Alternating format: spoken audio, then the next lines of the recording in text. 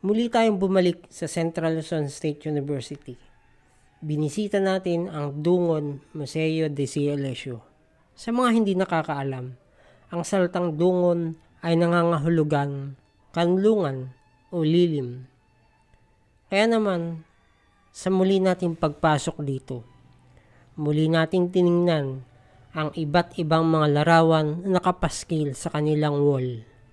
Ang mga taon ng pagsisimula ng Central Luzon State University. Bagamat ang CLSU ay isang prestihiyosong universidad sa Central Luzon at maging sa ating bansa.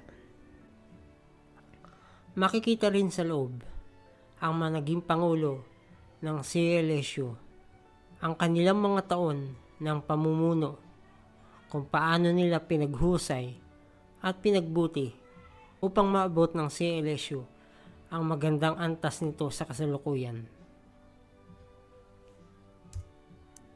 Habang tayo ay nasa loob, iniisa-isa nating tingnan ang mga miniature na nakalagay sa loob nito. Na pagtuunan natin ng pansin ang pangalang Vivencio Saulong. Sino nga ba si Vivencio Saulong? Dito nakalagay ang kanyang pangalan, isang student leader na nagkaroon ng partisipasyon upang makamit natin ang kalayaan at maging ng kanyang minamahal na bayan.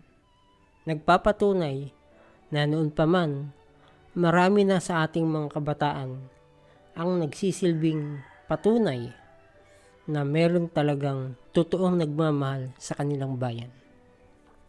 Sa ganitong pagkakataon, ano nga ba ang kanyang kontribusyon? Ilang taon nga ba si Vivencio Saulong? Ano nga ba ang kanyang naging parte? Para siya ang isang mga tinaguriang estudyanteng sumasagisag sa loob ng paaralan. Doon tayo ay mabibisita. Akala natin ay simpleng parke lamang ito sa loob ng CLSU.